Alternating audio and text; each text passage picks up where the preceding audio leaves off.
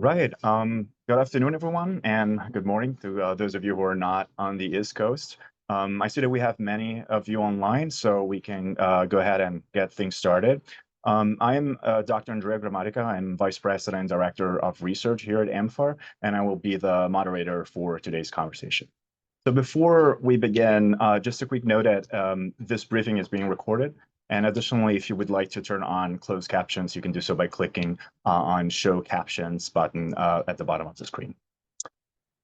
So first off, let me just start by thanking all of you for being here. We're so grateful for the incredible supporters, partners, and fellow scientists who have joined us today.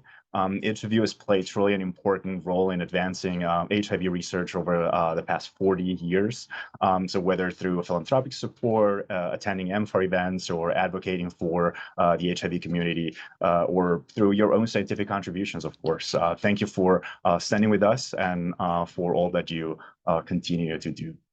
So the work that we will be talking about today is funded entirely by donations of amfAR supporters like yourself. And the best way to make sure that we're able to keep funding groundbreaking research is to donate, of course. So if you feel inspired to make a gift during today's briefing, we will post a link and contact information of our development manager, Jake Haggis, to the chat. So you'll be able to make a donation there. So let me start with a brief introduction on amfAR. So you'll probably be very familiar with the work that we're doing, but from the very beginning of the AIDS epidemic, amfAR has played truly a unique and catalytic role in advancing HIV prevention, treatment education, and advocacy. So since 1985, amfAR has raised nearly $950 million. So we're talking about almost $1 billion in support for our programs, and we have awarded about 3,800 grants to research labs worldwide. But what truly sets us apart, what sets amfAR apart, is not the quantity of funding, but it's the quality of our approach. So we deliberately fund bold, high-risk ideas that have the potential to transform lives. And these are the kinds of ideas that more traditional funders often consider potentially too risky to support. And yet, time and time again, this research I found has led to breakthroughs that transform science and medicine in many different ways. So we've always thought that this approach is critical to our mission of developing a scalable and accessible cure for HIV that can also be applied to all of 40 million people living with HIV right now on Earth.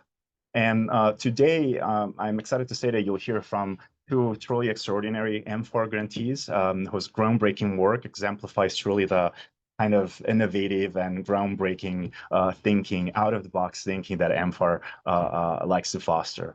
And so through our conversation, I hope that you will get a better sense of how amfAR grants sort of create a comprehensive ecosystem that drives the bold scientific discoveries that we pride ourselves of supporting, and across disciplines, not only HIV. And this approach ensures truly that scientists at every stage of their career can contribute meaningfully to amfAR's ultimate goal of ending the HIV epidemic.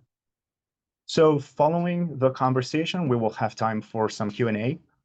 So thank you in advance to everyone who submitted questions ahead of time. You can also submit your questions anytime using the Q&A feature at the bottom of your screen, or adding your questions to the chat. So we will address as many questions as possible. And now I can go ahead and introduce our panelists. So first, I'm delighted to welcome Dr. Rachel Rudishauser, who has received several research grants from amfAR. Just last month, we awarded Dr. Rudishauser and her collaborator a multi-year grant to fine-tune and engineer T cells that could train the cells in a person's body to seek and destroy HIV.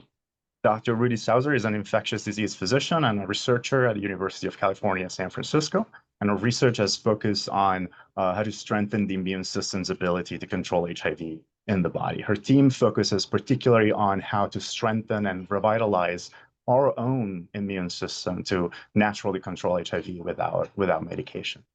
And we also have Dr. Uldra Rathore, who is a past recipient of amfAR's Methylcrim Fellowship in Biomedical Science. This fellowship is truly Well, it's an investment in the future, the next generation of HIV researchers. It provides early career investigators resources to sort of start to establish themselves in the field and become eventually independent investigators. Dr. Rathore is now a staff research scientist at the Gladstone Institute in San Francisco and UCSF. And his work has focused on the HIV reservoir, which is basically the group of infected cells that sort of stays hidden and dormant in a person's body. And it represents one of the main barriers to a cure.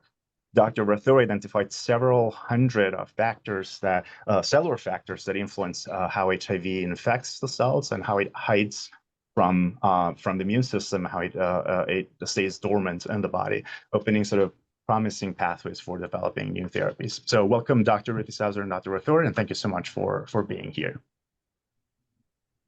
And okay, so let's start. And let me just go ahead and start by asking you, when did you decide that you wanted to focus your career on HIV/AIDS research, and what exactly inspired you to make that decision? Rachel, let's start with you.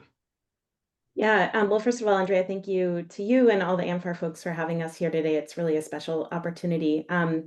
I love this question. I've had many scientific and clinical, social, personal touch points that have sparked my interest in HIV research and clinical care. I like to say, and I think it's true, it started when I was 15. And in 1996, the Time magazine Man of the Year was Dr. David Ho, who is a physician scientist who made a lot of significant contributions to the field of HIV virology, including being one of the people who identified the need for combination drugs from different classes in order to treat the virus. And I was 15, I didn't know that much, but I think this was a truly revolutionary moment in HIV history that really turned the infection around from being a near certain death sentence to something that was treatable. Um, but there were a lot of outstanding questions still, even 30 years ago, and many of them persist today, many of which we've addressed. But I think in the article, they actually talked about the fact that the immune system was trying to respond to HIV, but couldn't respond to HIV. And that question was so interesting to me. Why is the immune system not forming a good response there? And it was very inspiring to me to see that with kind of research and questions, someone could really attack questions and find answers that make difference in people's lives. And then I've been lucky enough I was very young, of course, but I think through the course of my scientific training, I've had incredible mentors who really encouraged me to continue to ask the difficult questions and probe the hard things, even when it seems like, wow, why isn't this thing working the way I think that it does?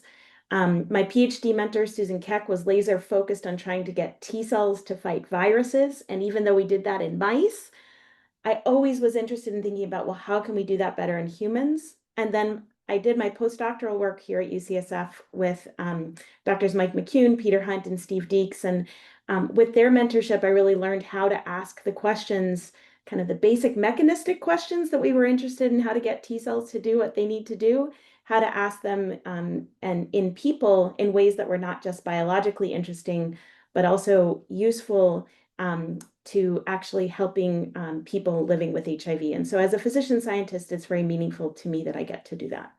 Yeah, thanks. That's very inspiring. And I'm going to add that what I find particularly interesting of the type of research that you're doing. You're not the only one, but this is let me say a specialty of yours is you mentioned training the immune system because it's true that there is a lot of potential. Our T cells have the potential to fight HIV and to eliminate infected cells, but because of the way the virus hides or because the way the virus hijacks the immune system, that it becomes harder for our own immune system to fight the infection. But there are ways that we can apply to try to support the efforts of our immune system to kill cells. So I think this is great.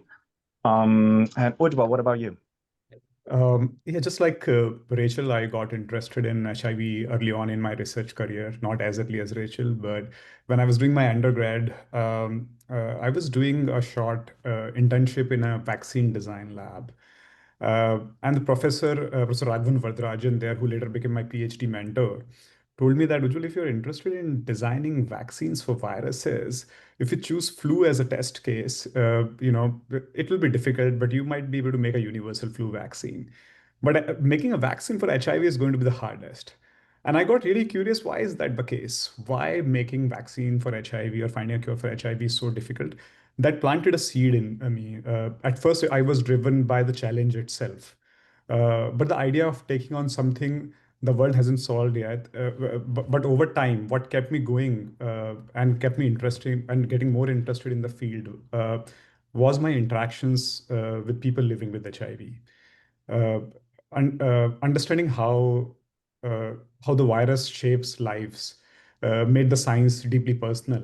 And I think coming to UCSF really helped me with that, interacting with people like Rachel, who were actually involved in care for for people infected with HIV. And just directly interacting with the community made me realize how important it is for this problem to be solved once for all. Yeah, absolutely. You mentioned something really important. I did my postdoc at a Gladstone Institute at UCSF, where you're working now, that was the moment where, for me, truly, I started understanding the impact of my work on the research that I was doing. But when I met the community of HIV positive individuals who are actively participating in the research, and they're the true heroes behind all our science. They're donating blood and tissues for our research, and they show up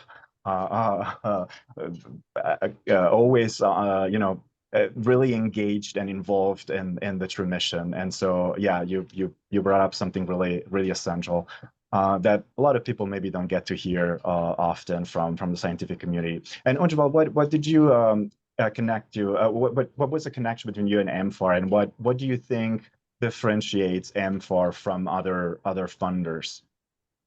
So this is a funny story how I first learned about amfAR. My wife, who is also a scientist, what was my girlfriend at that time, she was just watching Cleopatra and started reading about Elizabeth Taylor, and then went down a rabbit hole and learned about Dr. Krim. And she came and asked me, "Hey, have you heard about Dr. Krim's story? It's so inspiring how she connected, different communities together, and you work on HIV, so must have heard about her." I was like, "No, let me read about her." And I read about her, and then I found out actually that amfAR has a fellowship which I was eligible for and should apply for. So, just it's interesting how I learned about amfAR not from a I virus love kind of that. thing, That's from a amazing. from a very different perspective. Yeah, but like then I think what really and then I think the so before I could learn how important amfAR is as a community for HIV researchers, I actually got the Crim Fellowship that gave me an opportunity to connect with many scientists through amfAR. And I think that really shaped how the direction that my research took after that. I'm glad to hear that. And I'm sure Dame Elizabeth Taylor will be thrilled to know that she dressed as Cleopatra inspired a junior researcher about amfAR. So that's great to hear. Rachel, how did you learn about amfAR? Yeah, well, when I was a postdoctoral fellow, a group of HIV investigators at UCSF had just been had successfully competed for a large, $20 million grant to form the amfAR Institute for HIV Cure Research here. And so I kind of, as someone just starting in the field, got the opportunity to see what it was to have funding to bring together people in different labs who were all had different ideas, and we were all at the same institution, but it really brought people together towards a unified goal and got people working together and having collaborations that they might not otherwise have. And so I saw amfAR playing a role sort of through the Institute and through the early days of the Institute when, big discoveries were kind of being made about where the virus is hiding and how it's interacting with the immune system. And then I was lucky enough, I sort of came into my faculty position and sort of was doing work with Steve Deeks to lead the immunology studies for the kind of culmination clinical trial from that institute, which was an incredible combination immunotherapy trial that brought together. We have 40 collaborators on the manuscript. We have lots of companies involved, and I truly believe at the moment that amfAR funding was required essentially to do this transformative trial. Where, and I can talk about it later, but we really do think that we see now control of HIV when we give this combination of therapies. And so I kind of saw that transformative effect. And then I've been lucky enough, I had to be awarded two subsequent awards. One was this very creative arch grant where the amfAR folks brought together a group of us kind of asking similar questions and said, why don't you all sit in a room for a day and talk about your data and then write a grant together? And some people already had existing collaborations, but a lot of us hadn't known each other super well. And it was really exciting and really interesting ideas and brought us all together and talking in a way that I think is totally essential to figuring out questions. And then, of course, the Target grant really geared towards finding, therapies that will actually make a difference and actually translate into something clinical. amfAR really supports bold, transformative research, and I think it's kind of required funding for us to think outside of the box, be more risky in our ideas, bring together multidisciplinary collaborations. And I'm just so grateful for that. So I think each of these touch points has really highlighted important strengths of amfAR for me. Thanks, and we are grateful to have you as one of our recurring grantees. And can you tell us maybe in layman terms what is it that you worked on? You feel free to touch on your previous grant or your new target. You can just give a general overview that is understandable for everyone, even non-scientists. Yeah, well, I'm really excited about this clinical trial I just mentioned. So this was a combination trial where we gave a vaccine to people with HIV, some broadly neutralizing antibodies, and something to stimulate the immune system. As I mentioned, we brought together a bunch of ideas that had been percolating in the literature and brought them together in a small proof of concept study in 10 people with HIV. It's a study led by Steve Deeks and Michael Peluso that I'm excited will be published on World AIDS Day in Nature. And essentially, we brought together all these immunotherapies in 10 individuals, took them off their antiretroviral therapy, and were able to see uh, three people kind of had recurrence of the HIV coming back, just as you might expect.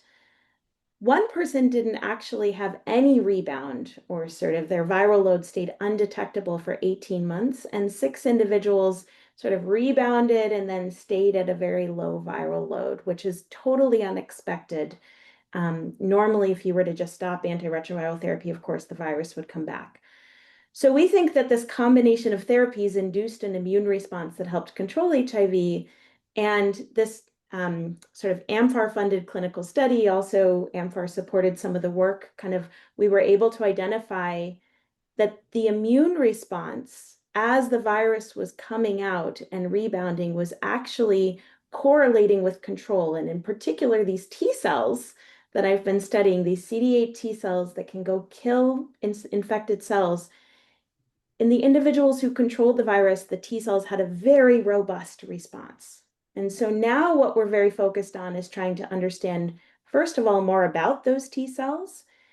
And then secondly, this idea that you need really strong T cells to pounce on the virus, that's the foundation of our Target grant.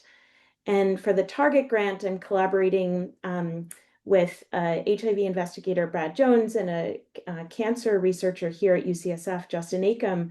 And Justin has developed for cancer basically ways to manipulate T cells to make them pounce better. So they're more sensitive, they're stronger, they last longer, and more importantly, we can actually change these T cells and redirect them by giving a single intravenous shot, as opposed to taking the T cells out and changing them out of the body. And so as a group, we're kind of working to translate this now into the context of HIV, because we think these approaches that have been really transformative in cancer immunotherapy will now, we think, have an important effect in the context of HIV. Yeah, that's great. What about you? What did you study with amfAR funding? Yeah, so with the amfAR support, what I wanted to do was to build a gene editing toolkit that we can use to study HIV infection directly in human immune cells. A lot of basic research, HIV researchers were studying HIV for decades in these artificial cells, which were immortalized, and they didn't truly represent what happens in a person's body when HIV infects a T cell. HIV is a tiny virus. It has only 10 genes as compared to 20,000 genes. Think of genes as recipes in a cookbook. HIV doesn't have enough of its own recipes to survive, so it borrows ours.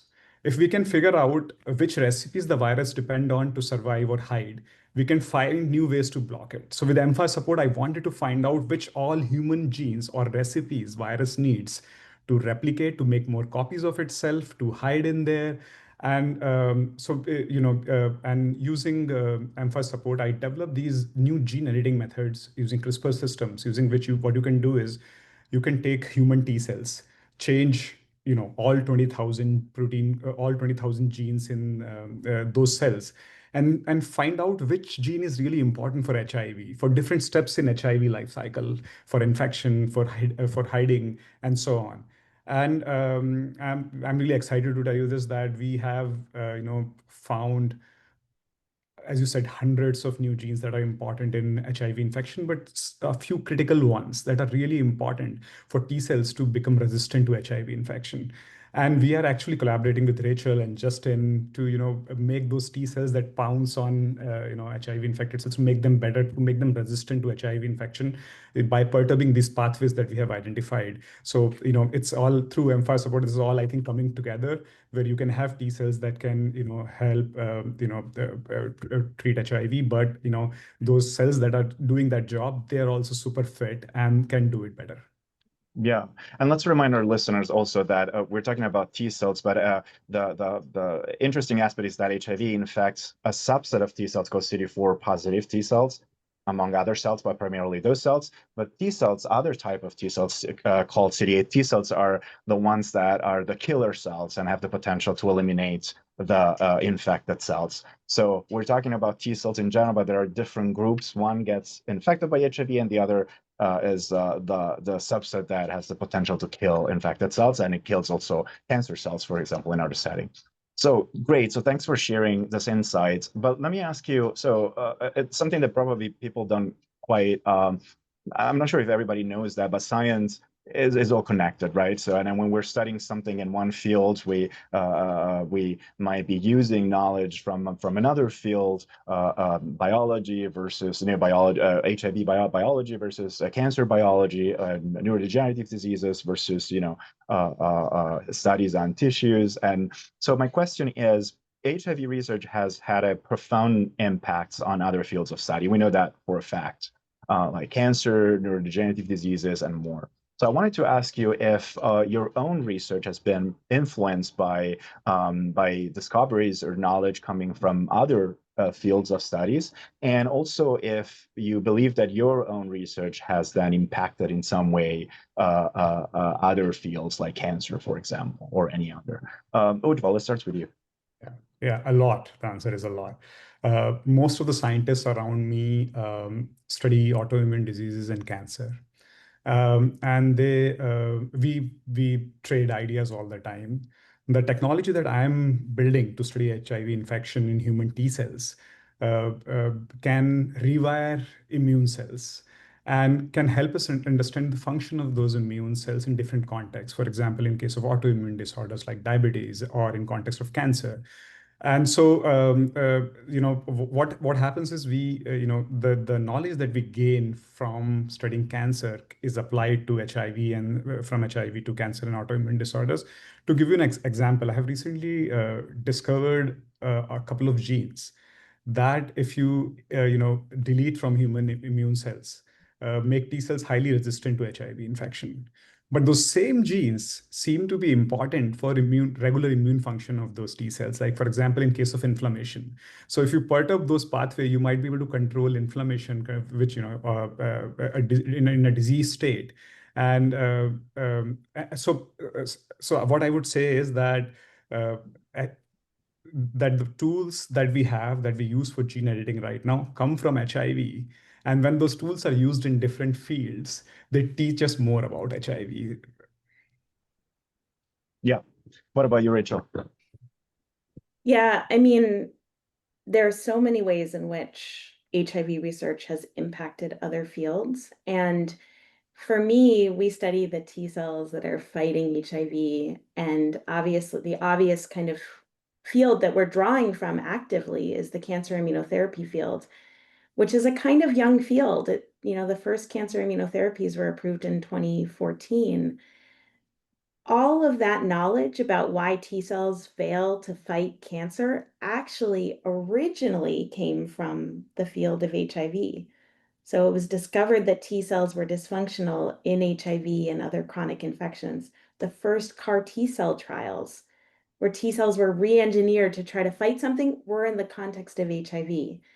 And so I see our field very directly sort of came from HIV, went into cancer immunotherapy, has come back out into HIV in the sense that we are now doing more CAR T cell trials and taking these novel ways of engineering T cells and making them better and boosting them and trying it against HIV. And we're seeing some success. But I also know that because of all the research investment in HIV, we know so much about this virus and we know so much about the immune responses that what we're doing on that end, manipulating that immune response, we can tell the cancer immunology field a lot more because we know more about this virus. And I think that is something that I'm really excited about with our research and both in studying the T cells and studying the immune responses is we can go back and we say, I know what exactly this T cell is targeting. Here, maybe this will help you do some of the cancer immunotherapy research. So that's an absolute kind of direct connection over many years where there's been feed forward and back. Yeah. And what would you say is what excites you right now in the field of HIV research, besides, of course, your own area? And where do you expect us to be within the next 5 to 10 years from now regarding research, and what do we need to get there, Yeah. Rachel? Um, I'm not saying this for any particular, the target grants that you funded are incredible. Like each one of these ideas is really what I see in the field is that there's a lot of leveraging of technologies and ideas from different areas of science directly to target the challenging issues in HIV. And I'm so excited about that because I think biomedical research as a whole has sort of advanced so much in recent years that we have a lot to learn and a lot to try.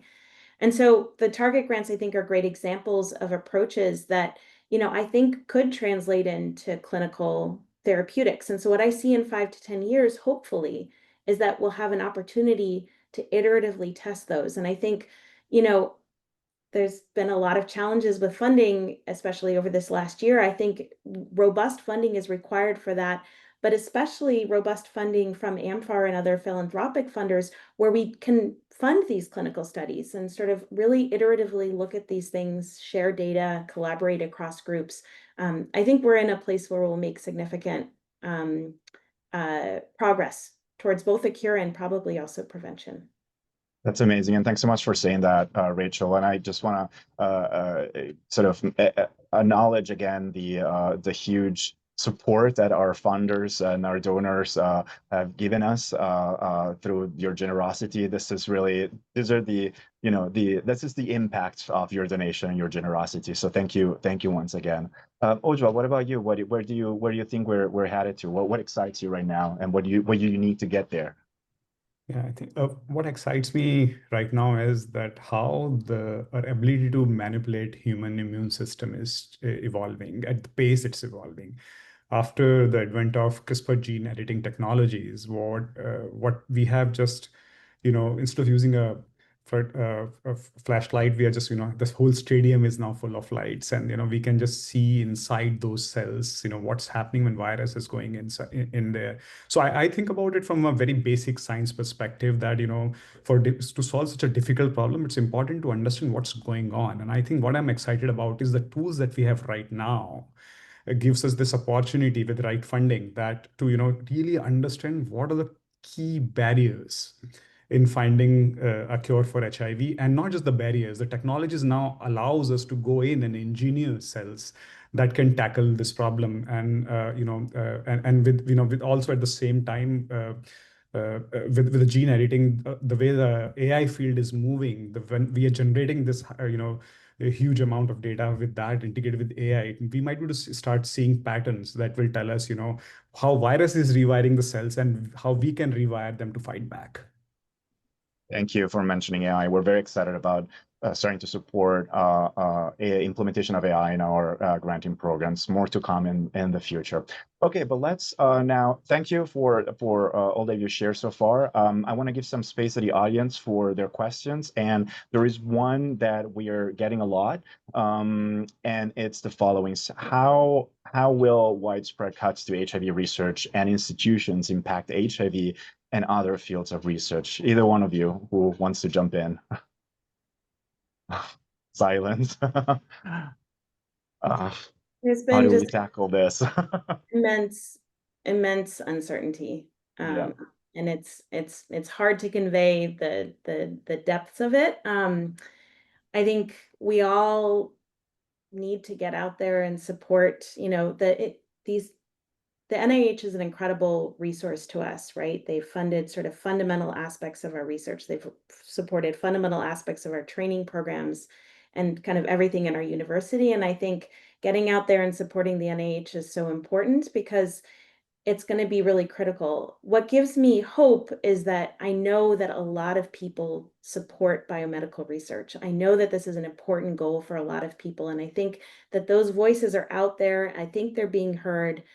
I'm hopeful that they prevail. And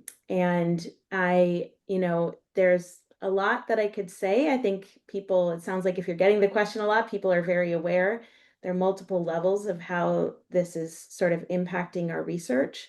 But I think you do see people coming together and sort of getting creative about sort of working with the funding that they have and reaching out to different funders. But Ujjwal, I don't know if you have other thoughts too. Yeah. It's a lot. I think when funding shrinks, it's not just fewer projects, it's fewer chances to take bold risks, especially for young scientists, fewer collaborations that spark breakthroughs. And the danger that I see is that we could lose momentum on problems that we are so close to being solved, while also slowing progress in other areas that benefit from HIV research. I think the impact goes beyond one disease. It affects the entire ecosystem of biomedical innovation. And I think it's again important for at this step for scientists to come out and talk and discuss in simple language, not like we scientists often just live in our silos. We just talk to other scientists and we use a lot of jargon. I think it's important for us to go out and explain, what we do, why we do it, and build new connections across fields, not just in science. Yeah, couldn't agree more. So we have another question, and this comes from Jim. That's a tough one. So how close are we now to a cure? And if we were to fund an all HIV research project right now, how much capital would you be required? Whoever wants to answer, probably a lot of money. amfAR should put all those together. Rachel, how much money do you need to cure HIV? Yeah, I don't know the exact answer to that question. Yeah. What I would say as a general principle that hopefully we've conveyed is that this is an ecosystem. We all depend on each other. So you could say I have a project, say my T cell editing project, right? I need a few $100,000 or a few $1,000,000 maybe to develop that into a clinical product. These projects take, once you get the preclinical stuff done, that's a few $1,000,000. Then you start to develop the clinical product, that's $5 to $10 million. Then you test it in people, that's another $5 million, $5, $10 million, depending on how many people you test in it. That's one product. So that obviously takes a lot to kind of get to that stage. But if you just had that project in isolation, I wouldn't be able to draw on all the stuff from cancer immunotherapy. I wouldn't be able to collaborate with Ujjwal. If we only had one project funded, we wouldn't be able to draw on all these creative ideas to bring things together. So I think my answer to that really is that it requires the support across the ecosystem. But for amfAR's role, I look back at the amfAR Institute for HIV Cure Research and I look at our collaboratories we have through the NIH. Those are $20 million efforts over, 5 years. Those are completely transformative to move forward ideas. And so I do think that large investments like that across collaborations are very impactful. I think many smaller grants across investigators with promising early ideas are also impactful. And I think ultimately we need the ecosystem. Yeah, and so that's exactly why we cannot afford to cut funding in one specific field of research, maybe HIV, cancer, or whatever else, because we're all connected and we need the ecosystem to work. Let me go to the next question so that we can fit more in. So this is from Steve. Question is, are there new therapies for long-term survivors who are stable on antiretroviral medications? What's the outlook for an HIV vaccine? Woodville, you touched a little bit on that earlier. Yeah, I think right now the best thing, which is a huge development in the field, is these long-acting antiretrovirals that we have. Twice a year kind of an injection, which can keep virus under control. But we don't have anything that yet that provides a functional cure where you don't have, where you keep virus under control without taking any medications yet. And I think the challenge is two part. One is that we are basically we have these drugs that target the virus, but there is a strong immune component in there, and our understanding of that is not there yet. So I think going forward, what we need to do is we need to like have combinations of things where we are targeting both the host immune system and the virus at the same time, and think new approaches are coming up that are likely to make it possible in next few years. I think approaches that will combine something what Rachel or I are doing, and what we are collaborating together for. So I see a lot of hope in next few years for people who are on who are taking a daily pill right now, that they will have they will have something that would be much more tolerable. Yeah, the cure, there is, I think, some general consensus around this that it will probably look like more of a combination of different approaches rather than just one single thing. I mean, who knows? Of course, if we had just one shot, be amazing. And there are, minds in the field who are proposing sort of that strategy. We want it to be applicable, easy to administer, scalable, of course. But also what, Rachel, you've been working on in the clinical trials that you mentioned at the beginning, you were administering two different types of treatments to the patient with a vaccine and then broadly neutralizing antibodies, which are antibodies that not only binds to the virus, but also prevents the virus from infecting other cells and so recruit the immune system to kill the virus. And then you tested whether those interventions suppressed the rebound of the virus after you put the patients off ART. So that's an example of how scientists are exploring combination of different approaches together. And so that, yeah, just repeating what you just said, it well could be potential an area of interest for research. Do you want to add anything, Rachel? I just want to say that I'm a T cell person, but there's been incredible discoveries in HIV vaccine development.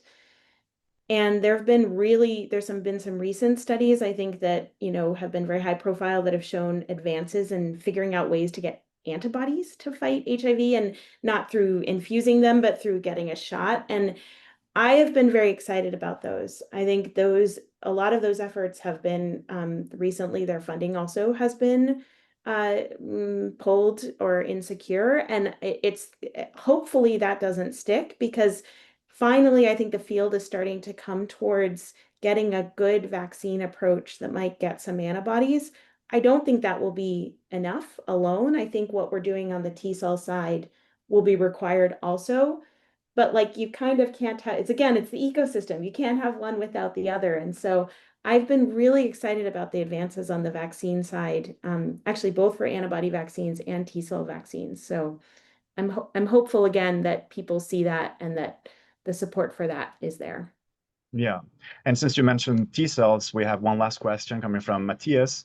The question is for you, Rachel, but would you feel free to jump in as well. So the question is, what are the challenges you have identified that cause the T cells not being able to fight HIV? HIV is so tricky. We think we're getting around it, but it's so tricky. So there are multiple layers of that. One is that the T cells can be so effective that HIV likes to escape from them. And so figuring out getting the right targeting of the T cells to the right specificity of the virus where it can't escape, that's the basis of the design for some of the new vaccines. So there's the specificity issue, like if you can't even see it, good luck, you won't have anything to respond to. And then there's the function issue. In a person with HIV, as most people are before they start antiretroviral therapy, they've had infection for a long time, the T cells get exhausted, they get tired, they get dysfunctional. And so that's a state that we understand a lot better now than we understood 5 years ago or 10 years ago or 20 years ago, in part because of this kind of T cell manipulation work that we can do. So we know how to target that now. We know how to overcome that exhaustion, or we are finding ways to get new T cells to come and join the fight against HIV. And so we are kind of getting at multiple levels of the difficulty that the T cells pose to us. There are many more of them. I'm happy to talk with anyone about it more. This is all we think about. I know I love T cells, so I can also talk about T cells for hours. Ujjwal, do you have anything to add to Yeah, this? as we are studying, virus and T cells more and more, we are understanding there, as Rachel said, there's so many layers of it. To give you an example, in my PhD, I was studying, why vaccines for HIV fail. And so what the HIV virus does is it coats itself in a layer of sugar that is derived from humans. So there are no viral sugars on its surface. These are all derived from the host. And I found out that if you remove some of those sugars from the surface, then you can have design better vaccines in there. Similarly, with the T cell editing, what we're finding out is we're finding pathways that can prevent T cell exhaustion, that can make T cells better at clearing viral reservoirs. But we didn't have the tools before to actually manipulate these cells, and now we are coming at a state where again, targeting virus from one side and T cell from the other side together. This should lead to a good progress in this area. Yeah. Thank you. And unfortunately, this is all the time we have for questions today, but I wanted to give you one last chance. If you have any closing remarks you want to share with the audience, please go ahead. Rachel, is there anything you want to add? I just want to thank everybody for joining, and thank everybody for caring, and thank everybody for showing up in all the ways for HIV research, for research in general. We're at a really exciting time in HIV research in both prevention and cure, and I'm really excited about what the opportunities hold. So thank you to everybody here. Thank you to amfAR. Thank you. I would just also like to thank everyone for all their support. Thank you. That's great. So thank you so much again, Dr. Sauser and Dr. Arthur, for sharing your amazing work. We're very proud to support. Your bold ideas are really, truly what embody amfAR's research ethos. And I just want to thank also everyone who joined us today for this amfAR Insider Briefing. Again, your continued interest and support, generosity for science and for amfAR in general is truly what makes all this possible. So every breakthrough we achieve, every life we change with our research starts with your backing, with your interests. So if today's conversation has inspired you and you'd like to further support amfAR mission, we share the link in the chat to donate. Thanks so much, everyone. Thank you.